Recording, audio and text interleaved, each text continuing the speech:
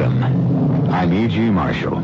For this group of scouting irregulars who assemble here to explore the mysterious terrain of the imagination. I only regret, said Nathan Hale, that I have but one life to give for my country. But how did he know? How do any of us know? Who can say for certain how many times we are destined to live? This brief span, this tiny flicker, this feeble shout, can this be all? For all eternity? There must be more to it. Or is there? Our mystery drama, The Angels of Devil's Mountain, was written especially for the Mystery Theater by Sam Dan and stars Warren Stevens. It is sponsored in part by...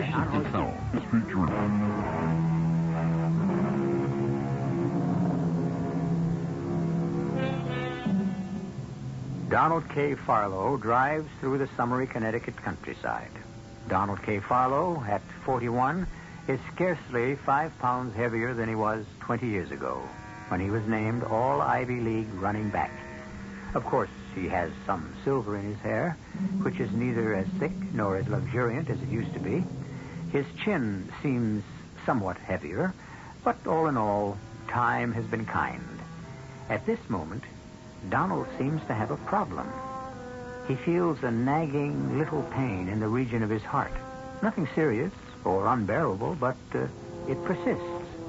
And when Donald sees the sign that says motel, he decides to do the sensible thing. Do you have a reservation, Mr... Farlow. No, I don't. Well, it doesn't matter. Put you up anyhow. These days, nobody's turning away business. How long you plan on staying with us? Well, I don't know. I just don't know. Miss... That's Mrs. Collins.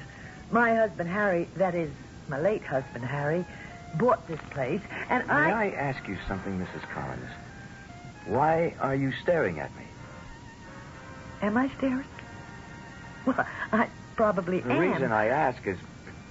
That's so obvious. Oh, that bad, huh?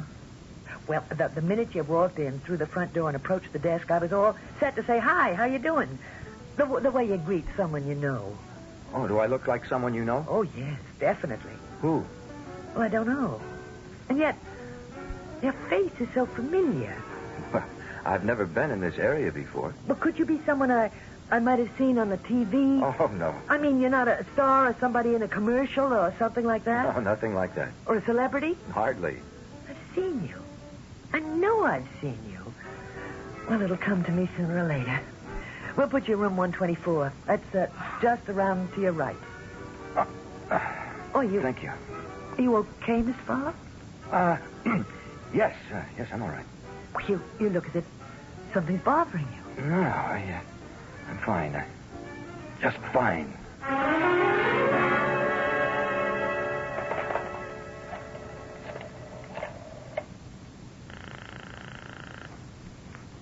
Yeah? Marvin, you finished at the pool yet?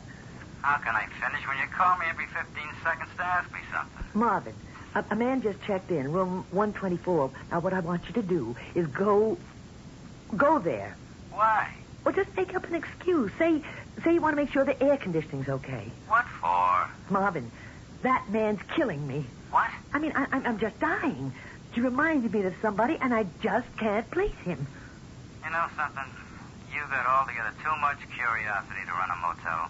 Marvin, it'll just take you a second or two. Go to his room and see who he reminds you of.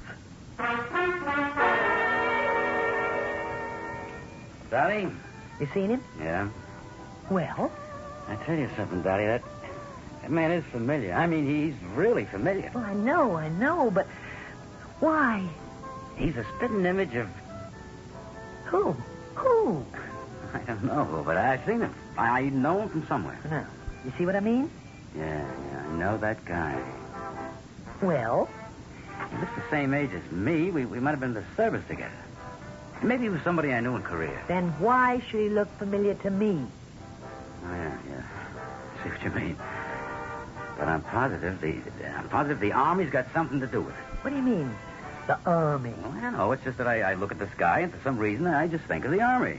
Well, Maybe he's in the Army, and for some reason, his picture's been here in the paper. No, I never saw his picture in the paper, but... Hey, now that you say picture, I did see it someplace. You sure, Marvin? I'm not sure of nothing. All I know is the guy looks familiar, and I just can't place him. Well, take another good look. He's headed toward the desk now. Oh. Well, hello there, Mr. Farlow. Do you have a doctor nearby? Doctor? Oh, Mr. Farlow, something's wrong. I knew it. Well, it's, I don't think it's serious. Well, if you're sick, you come to the right place. We got Devil's Mount Memorial Hospital here with the finest hospital. What's the matter, Mr. Farlow? I think perhaps it might be wise for me to check in It's your heart. It's your heart, isn't it? I can tell by that look on your face. Marvin, you bring that station wagon around to the front.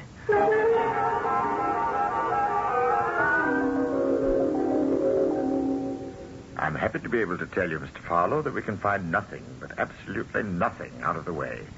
Your cardiogram is completely normal. That's a relief. Pressure, respiration, heartbeat. We just aren't able to find anything. And yet you have this pain. Yes, doctor. That's why I stopped here, in this town. Mm-hmm. Originally, I was going to... Tell me, do you have any cardiac history? No, sir, not that I know of. And the pain? Describe the pain. Well, it doesn't seem to be the kind of pain that, well, I've been told to associate with a heart attack. Mm-hmm. Just more of a stabbing pain, as if I'd been stabbed. Doctor. Yes? Doctor, why are you staring at me? I wasn't aware that I was. Well, you are. Why, you still are. Well... Let me tell you something else. Everybody in this town has been staring at me. Everybody? Yes. Well, what do you mean by everybody? Everybody I've met. First, the lady who runs the motel. Dottie Collins? Yes, and the fellow who seems to be the handyman. He actually knocked on my door on some pretext just to look at me. Are you sure? And then the technician, right here, the one who gave me the cardiogram. She kept staring at me. It must be your imagination. Is it? Do I imagine that you're staring at me now? Mr. Farlow, haven't we met before? I couldn't say so. You look so familiar to me. Well, you don't appear at all familiar to I me. know you from somewhere. Well, this entire town, it seems, knows me from somewhere. But no one can say exactly where. Now, look, I've done nothing that would call me to public attention. Certainly not up here. I'm not a famous person. You've never been up this way before? I've only been in the state of Connecticut twice. And each time was more than 20 years ago. It was when Pennsylvania played Yale at the Bowl. Mm-hmm. Well, was your picture in the local papers at the time? I don't even remember. Now, are you telling me that people would recall a college football game of more than 2 decades ago in the face of a visiting player? No, Mr. Farlow, I'm only trying to create a basis of reality for what seems so mysterious. Well, and that little girl who took my cardiogram, she probably wasn't even born at the time. I know. Well, what's the difference whether or not I remind you of someone? No, none, really. What does it all have to do with what's wrong with me? Nothing. Except, Mr. Farlow, we can't find anything at all that's wrong with you. Well, then, why do I have this pain in my heart? Your heart is absolutely sound. How can you say that? I have a pain here that increases. It seems to increase in severity. It just keeps getting worse. Look, Dr. Steinberg, you remember the elderly white-haired gentleman who examined you? As did Dr. Higgins, Dr. Summers. We can call in other specialists, but you won't find better men anywhere. And all of them say that you are normal. But something is wrong. I feel it. Why do I have this terrible pain in my heart? Suppose you answer this. Do you need a heart attack?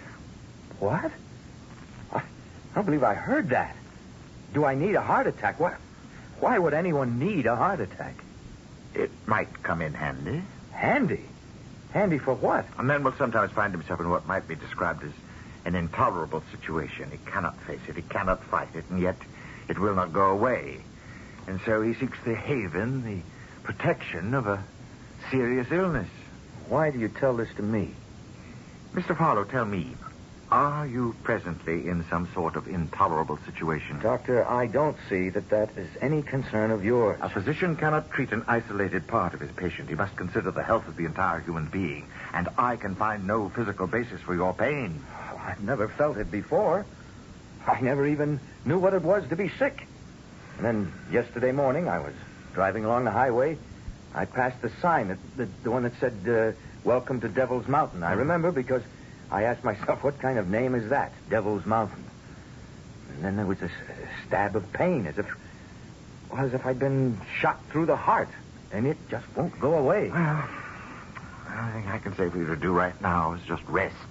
What is wrong with me, Doctor? I don't know. And what's wrong with all of you in this place? Why do you all stare at me as if I'm someone you know? You don't know me. None of you knows me. Mr. Fowler, could you give me the name of your doctor in Philadelphia? No. But a discussion with a medical man who knows of your I practice. don't have a doctor in Philadelphia or anywhere else. Well, surely you must have a I've doctor. never been sick a day in my life. You must have gone in for checkups. Why? I've always been in top shape. Oh, all right. Once again, I must ask you, Mr. Fowler, are you facing a desperate or even a serious problem? And what if I am? That could very well be what's causing the pain in your chest. My problem is that a company I've devoted my life to building up is now... Well, it's going to go under. Why? Why?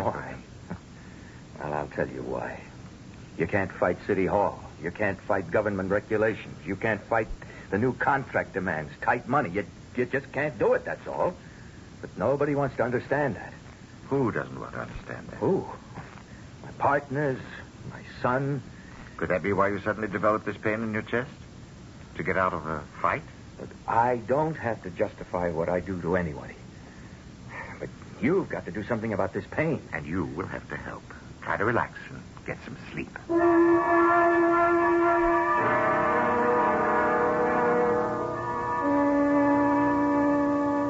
Hi there, Doc. Hi. Medical Society lunch is in the Yankee room. Try the bean soup. I will. Oh, by the by, that fellow we brought over to the hospital yesterday, Yes? he looked familiar to you, too? Yes, he certainly did. I just can't place him. Had me going all day and most of the night. But finally, I knew where I've seen him before. You did? Mm-hmm. You know what gave it away, finally? That pain in his chest. How could it? Think, Doc, think. Think of that pain. And then you'll know where you've seen him before. Mm-hmm. Come on, Doc. Just think.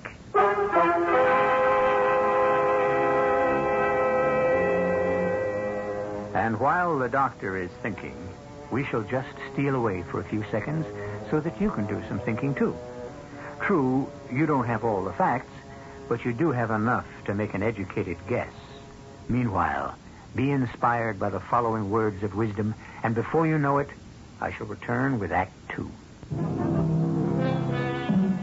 You see a face in the crowd. It's the face of no one you ever met, and yet you know that face. But why? Yes, you have seen it before, but where? If only you had a hint, a clue.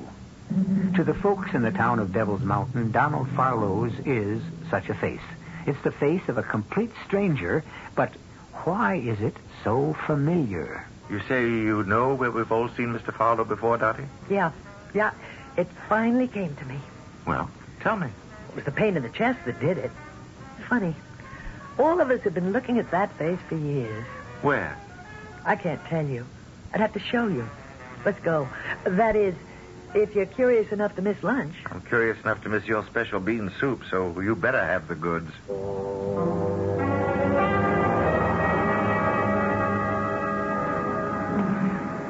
Well, Doc, we're here.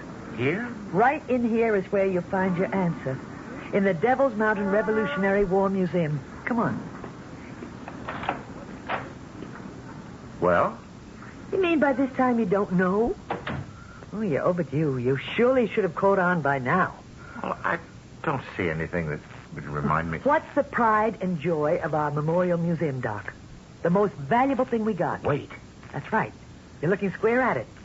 That big painting, said to be by Charles Wilson Peale. The women. The women of Devil's Mountain. Or the full title. The Women of Devil's Mountain Tending the Wounded on the Field of Battle. And that fellow, smack in the middle of the picture. Dottie. It's like the whole picture is built right around him. It does look like Donald Fowler. Looks like, Doc. It's him. It's one face. That's remarkable. He's lying there, and this woman is holding him in his arms. Oh, no wonder Marvin said this fellow reminded him of the army. It was the Revolutionary Army. You can be so familiar with something, but if you encounter it outside its everyday surroundings... And the pain in the chest. Now, that should have given it away right off. He's been shot or stabbed. See how his hand is pressed against his chest? Yes. And how the blood is trickling through the fingers? Resemblance, it's uncanny. Resemblance? Doc, it's the same face. Now, look at the hair. It's black, but with strands of gray in exactly the same places. Well, what? There's the same dimple on the chin. It could be coincidence. Doc, it's him. It can't be. Why not? Because this picture was painted some 200 years ago. Everything about the painting, the face, even the... Well, now look again. There's a birthmark just on the side of his left eye. Dottie, what are you trying to say? If you could even imagine what I'd like to say, you'd decide maybe I'd better be put away. Oh, no. Go on, say it anyhow. Oh, Mr. Farlow is the soldier in that painting. How is that possible? Even if that soldier survived his wound, he'd still be dead for more than a century and a half. Well, I don't know how it's possible. I'm just telling you what I think. Oh, look at the face. He's the same soldier. Are you telling me he's the reincarnation of the soldier in the painting? I don't know anything about all that, and I couldn't care less. All I'm saying is he's the same soldier. Now, don't ask me how or why. And when he drove through here, something came over him, and he felt that terrible pain again. I'm afraid I couldn't accept that diagnosis. Okay. It's your turn. How do you account for it? I'm afraid I can't.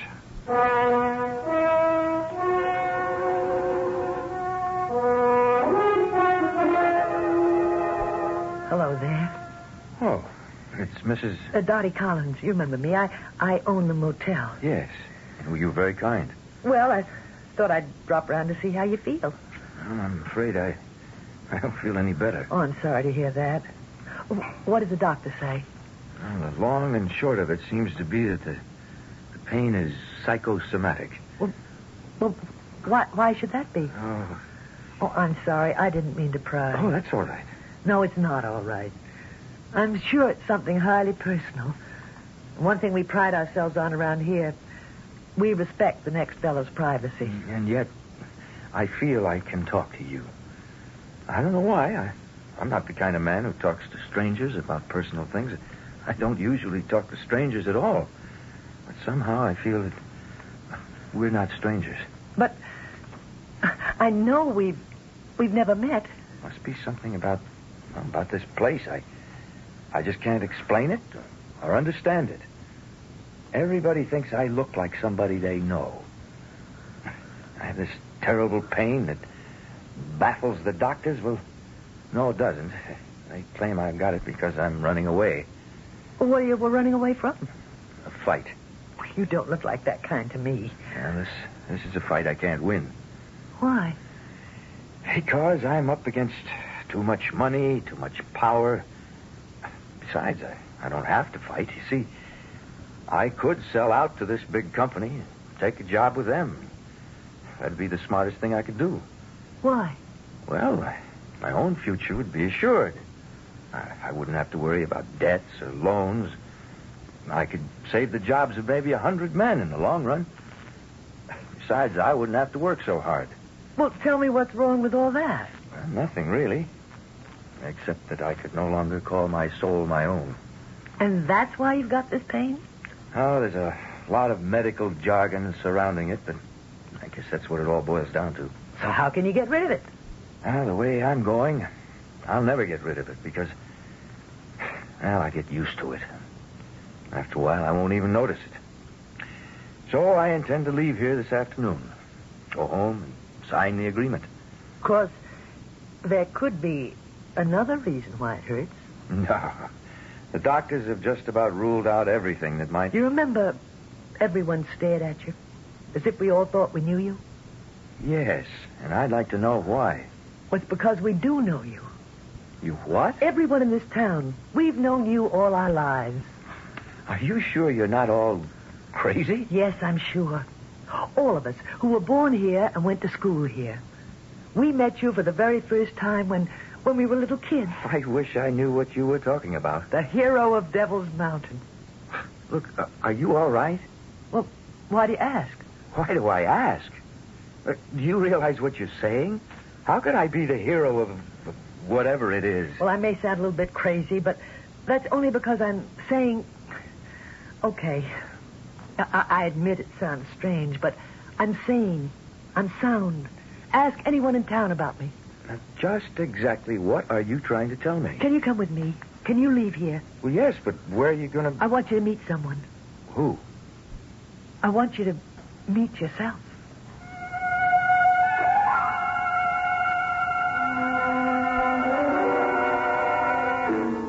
Look at him. And here's my mirror. Now look at yourself. Look at your own face. Now what do you say? Well, it's you. The soldier in that painting is you.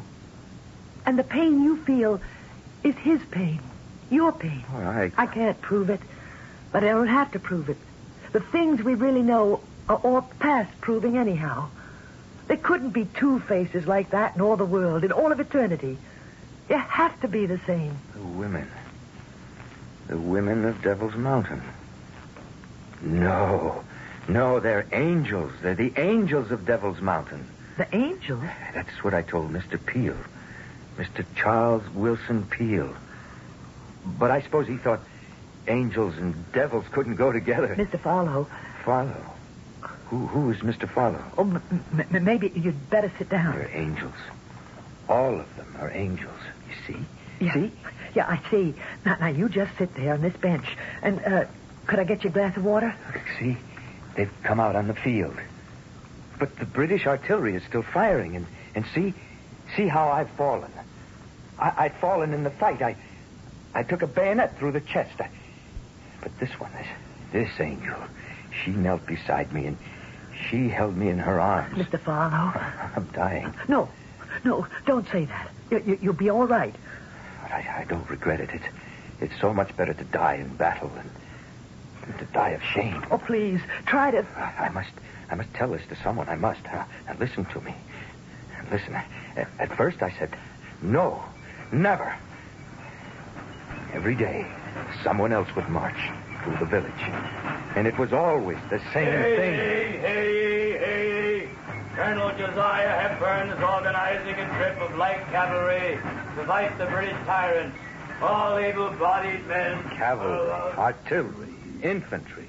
Everybody wanted us to enlist, to volunteer. Mr. Farlow, I think I better get you back to the hospital. Hospital? Oh, no, you don't know what it's like in a hospital, ma'am. The dirt, the screams, the poor devils, how we die one by one. No, you just hold me, huh? I'll be all right. You just hold on to me. Drums, yes. Drums. It's funny. No matter how smart a man is, he can't hold out forever against the drums. Please, don't talk. It's because the beat of the drums is like the beat of your heart, and sooner or later it becomes the beat of your heart. I held out against the drums. I held out longer than anyone else. I held out.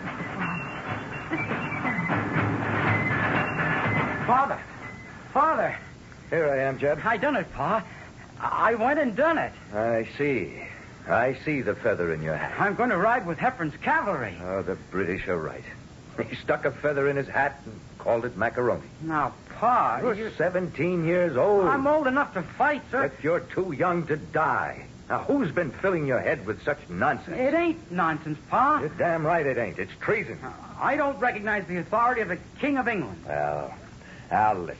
Listen to this bunch of plowboys who are now going to ride their horses instead of following them. Pa, I know you don't hold with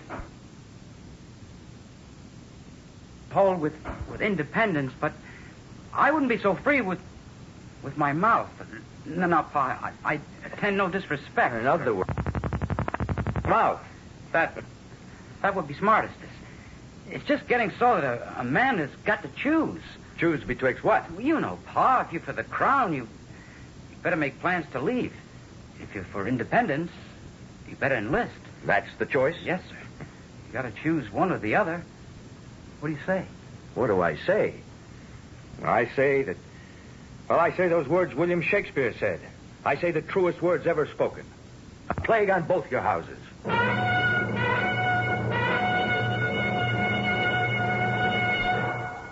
And for some reason, a Revolutionary War painting has become painfully alive for Donald K. Philo. Suddenly, he is back there in those troubled and turbulent times. And from what we have just heard, he doesn't seem to be in tune with those times either. Well, the time has come for us to listen to some sage words of advice. And then I shall return with Act 3. The following businessmen who handle everything themselves. 10 phone calls, they've got 10 important letters out to any parts of the country. I think it makes your business more efficient. Well, what about the cost? For a few dollars, I can have the mailgram sent and a copy sent to me. The mailgram is definitely a value. It gives me additional time for other work. I've been talking with Harry Odell, one of many small businessmen who have discovered the convenience of mailgram. It's easy to send a mailgram. Just call Western Union's toll-free 800 number anytime, day or night. Mailgram. Impact of a telegram at a fraction of the cost.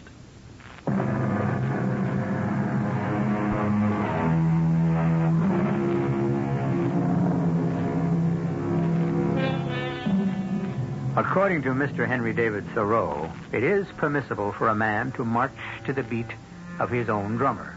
However, this is never true during wartime. Then everyone must listen to one drummer only, and that is the drummer who sets the beat for the armed forces. Mr. Donald K. Philo has suddenly found himself back in our revolutionary struggle and completely at odds with the popular opinion of the day. Well, Pa, maybe you don't have to enlist. Maybe you're too old. I'm not too old, Jeb. I'm only 40. What I'm trying to say is, Pa, nobody really has the right to expect you to join up. And so if I keep my mouth shut, maybe nobody will notice. Is that it? Well, yes, Pa. Well, I never kept my mouth shut in my whole life. I ain't going to start now either. Pa, you'd better do Are something. you threatening me, son? Has this revolutionary nonsense driven the Bible's teachings from your head?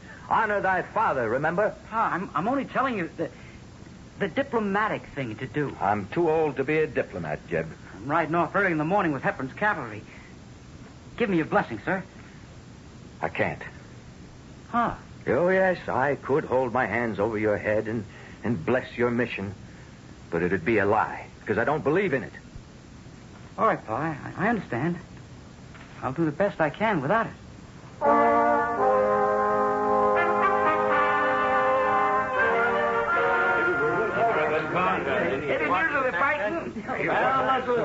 Good evening, Mrs. Porter. Good evening, sir. May I have a mug of ale? Well, certainly, sir. Didn't know you served red coats here, Abby.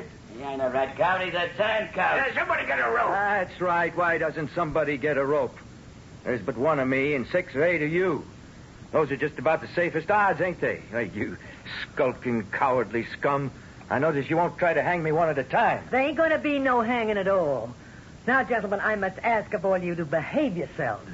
It's my business to dispense hospitality to all who seek it. Here we are neither Yankee nor Tory. Remember the proverb. All men are alike in the sight of God and a tavern keeper. I won't drink with no traitor. Me either. No, I don't. I'm not going to do it. I'm sorry, Mr. Porter. Maybe I shouldn't come in here anymore. Well, why not? I'm driving away your trade. Tavern vagabonds. You don't notice them going off to fight. Not by a long shot. Well, it's not just the town loafers, ma'am. I'm not popular anywhere. No, I guess not. I can't help it. I'm a man who has to speak his mind. Men, I wonder why all of you think it's so important to say what you think. Now, look at us women. We never say a word, and we're happier for it. I only ask to be left in peace. Well, I might recommend you try to go spend some time in New York or Philadelphia. You do? Why? Well, because those are Tory cities. The British still hold them. And your views would be more in keeping with the popular sentiments. I won't be driven away from my land. Now, speaking frankly, sir, do you know why you ain't been hung or jailed or tarred and feathered and ridden on a rail? Because of your son. Because of Jeb. Because he's a trooper with Hepburn's cavalry. Nobody wants to break that lad's heart. My son has caught the popular madness. Why do you call it madness? Because no better word describes it. This motley collection of country bumpkins. Yes, Mistress Porter, that's all we are. Provincials, rustics. That's how the British see us. We're a joke to them. Then they must be laughing with tears in their eyes. We bled them pretty bad at Breed's Hill up in Boston. And look what Ethan Allen and his boys have done. And our own Israel Putnam. Oh, but soon they'll begin to take us seriously. And then the ball will be over. Their invincible fleet will strangle us with a blockade. I must say, sir, you do take a dim view. I take a realistic view. And who needed this war? Hotheads in Boston? Slave owners in Virginia? Oh, now you know there's more to it than that. What more? We could have lived in peace. This nonsense about taxation without representation. The average person doesn't have the right to vote in Great Britain either. And what do we want to vote for anyhow? What does it matter what scoundrel has chosen to loot the public treasury and misgovern the country? It matters because we have the right to choose him and turn him out. I don't think it's a right worth dying for. It's the principle of the thing. Principles. My principle is to be let alone, to live in peace, not to provoke a war which cannot be won. Why do you insist we can't win? Because the odds are against us. Common sense is against us. Reality is against us. The overwhelming weight of men, money, ships, guns are all against us. I agree. Well, then why do you support this insane enterprise? I agree that the odds are against us, but I insist we can win. Why? Because we must. Even in the face of all... Yes, even in the face of all your overwhelming odds. And I should like to ask you, sir, why are you opposed to the cause of independence? I told you why. First, I would rather live in peace. Second, we have no chance of obtaining. Are you sure there isn't a third reason? What's that? You're afraid to fight. Madam, I can assure you no man could ever say that to me. Oh, I don't mean that kind of fight. A fight that proves nothing, settles nothing. I mean the fight for human freedom. I'm free now. Slavery isn't all bad.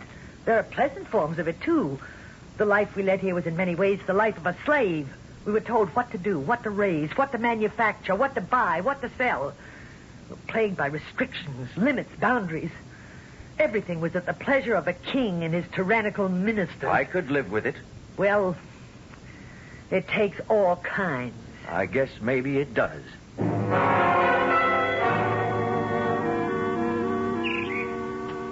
Whoa there. Good morning, Reverend. Morning. I see you're packed for a journey. That's so. Well, come in, rest a while. Have a bite. I can't.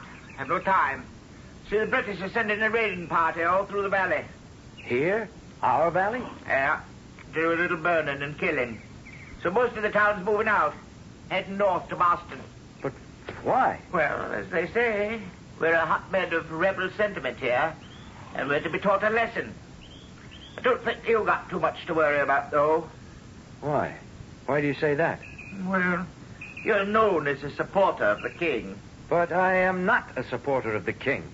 I don't support anyone in this madness. But even if that's so, you can't call what folk devoutly believe in madness. And you know how it is in time of war. You're not with us. You're against us. So, we are about to reap the whirlwind. Got to be moving on. As I say, I don't think you're in any danger. They'll sweep through here like savages. They'll carry off all the livestock. They'll loot and they'll burn the houses and barns. But not yours. Timmons, my neighbor by the creek, and Sanderson over at the edge of the woods. They're off with Jeb, fighting with Jeb, down south with Hepburn's cavalry. I suppose those are the fortunes of war. These men are my neighbors. I could never face them again. If they return to find the labor of a lifetime destroyed, while everything that belongs to me still flourishes, I could never face my own son. It's too late now. They outnumber us, you know. They've always outnumbered us. Reverend, the village of Devil's Mountain will fight. We ain't got no soldiers. We never had soldiers. Who are we, anyhow? We're just farmers and shopkeepers, artisans and clerks.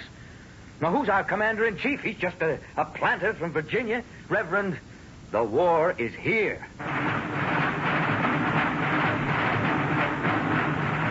The charade. Well, then run. Run like rats. Leave your homes and your your farms to be gutted, looted, burned to the ground. I intend to march to the South Meadow, take cover at the edge of the woods, and when they come up the road, we can hit them in the flank. We can turn them away. I intend to fight. Now, who's going to follow me? No one, huh? All right, I'll fight alone. Will you let him go on alone? Will you? What kind of men are you? You there with the drums. Strike off a march. I'll go. Yeah, let's have the last to make up the big thing. Come on, go. Good.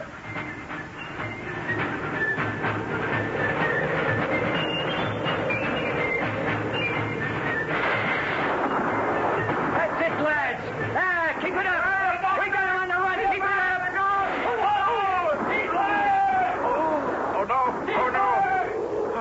Oh, no. Oh, Parson, Don't try to talk. Oh, one of them turned suddenly. Caught me with his bayonet. Here, Parson. Let me hold him. What are you ladies doing here? There are wounded men, Reverend. But the British may attack again. Reverend, don't let the men disperse. Form them up again. I will. And see that they have enough ammunition. I'll try. Don't try to talk. You'll be all right. I'll try to stop the bleeding. Now, just lie still. Who are you? You know who I am. You must be an angel. Oh, it hurts, doesn't it? Oh, it's all right. You must be an angel. What's an angel doing on Devil's Mountain? I'm not afraid to die. You won't die. It's better to die this way. The other way, I could have stayed home and I'd have died of shame. You won't die. You'll heal. See? The blood isn't flowing so quickly. You'll live to fight again. Yes. I'll live. I'll fight again. I'll never stop fighting for what belongs to me. I'll fight.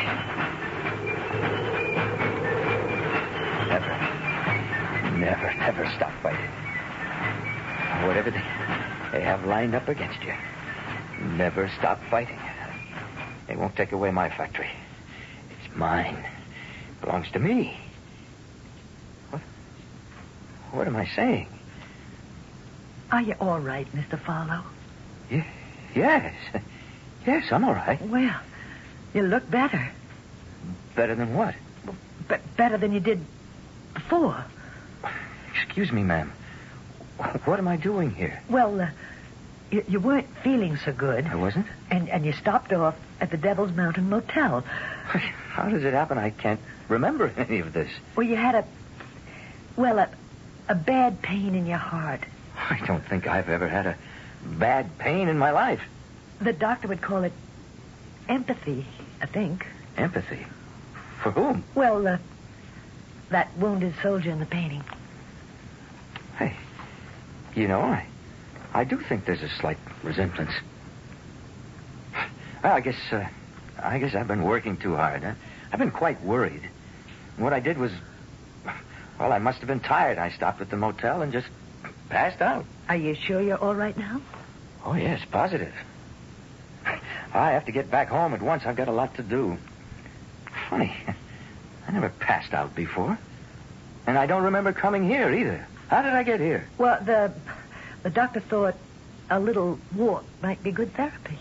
Well, it certainly was. I'm feeling just great. I'm much obliged to you. Well, what's funny?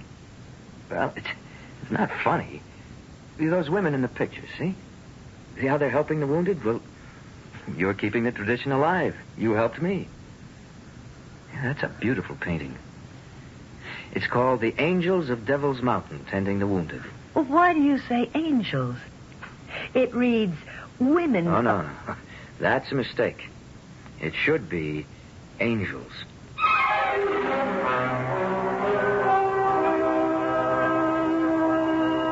And he ought to know.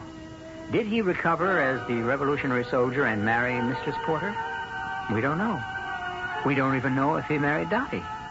All we know is the tale we told you. You notice, both ladies were innkeepers. Or were they the same lady? Nothing should stop you from providing a romantic ending if you think you want one. And I shall be back in just a few moments. We're all a little leery of the dark. That's why some lonely night you'll be glad you bought a Delco battery. A Delco quality battery with instant starting power. Delco batteries. Some lonely night, you'll be glad you bought one. SET Automotive Warehouse carries the largest selection of auto parts in the New Jersey area. If you are a jobber or wagon jobber, call Sherry Terstein at 201-567-6270. How long has it been since your car had a tune-up? If it's been too long, it could cost you money. Money for gas now, money for expensive repairs later. Save yourself some money with a tune-up at your Long Island Oldsmobile dealer. The dealer who handles quality AC Delco parts and is known all over the island for service reliability. Drive in soon to your Long Island Oldsmobile Network dealer for a tune-up with AC spark plugs and Delco points and condensers. Your Lion dealer in Rockville Center is John J. Hayes. And in Woodbury, it's Town and Country. Have you ever been to the races? Why not pick out a lovely fall day and give yourself a half-day vacation at beautiful Belmont Park? You don't have to bet to have a wonderful time at the races. You can relax out on the grass under the trees, eat some fried chicken, corn on the cob, or treat yourself to a luscious banana split. All that plus the most exciting sport in the world, thoroughbred horse racing. First race at 1:30 p.m. at beautiful Belmont Park. Every day except Tuesday. That word from the New York Racing Association.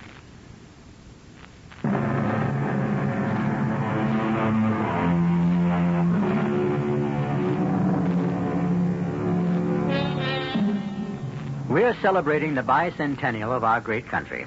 And how wonderful it would be if, in addition to donning the clothes and shouting the slogans of our ancestors, we found the heart, the beating heart of their dedication, the soul and the spirit of their devotion. Well, we work a great deal with the spirit on this program, and we can infuse you with it 7 times each week. Our cast included Warren Stevens, Ann Seymour, James McCallion, and Barry Kroger. The entire production was under the direction of Hyman Brown.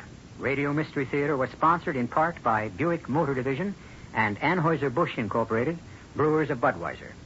This is E.G. Marshall inviting you to return to our Mystery Theater for another adventure in the macabre.